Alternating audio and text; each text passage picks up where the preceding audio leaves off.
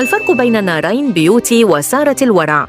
نارين بيوتي معروفة بذوقها العالي وحضورها الأنيق، تركيزها الأكبر على الجمال والمكياج والإطلالات المرتبة، ودايماً بتحرص تطلع بصورة فخمة واحترافية.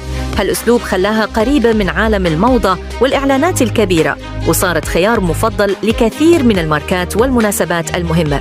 أما سارة الورع فبتمثل العفوية والبساطة، محتواها أقرب للحياة اليومية، بتشارك متابعينها تفاصيلها بدون تكلف وبتطلع بطبيعتها الحقيقية. هالشي خلى جمهورها يحسها قريبة منهم ويحبها على شخصيتها قبل أي شيء. وبرغم هالاختلاف الواضح، الاثنين قدروا يحققوا نجاح كبير، كل واحدة بطريقتها. نارين قدرت تبني صورة ثابتة وأنيقة خلتها دايماً تحت الأضواء وعلى السجادة الحمراء، بينما سارة كسبت قلوب الناس بعفويتها وضحكتها وحضورها القريب. ومع إنه المحتوى مختلف، بس القاسم المشترك بينن هو إنه كل واحدة صادقة بأسلوبها، ولهيك جمهورهم مستمر بالدعم والمتابعة. انتو فانز مين، نارين بيوتي ولا سارة الورع؟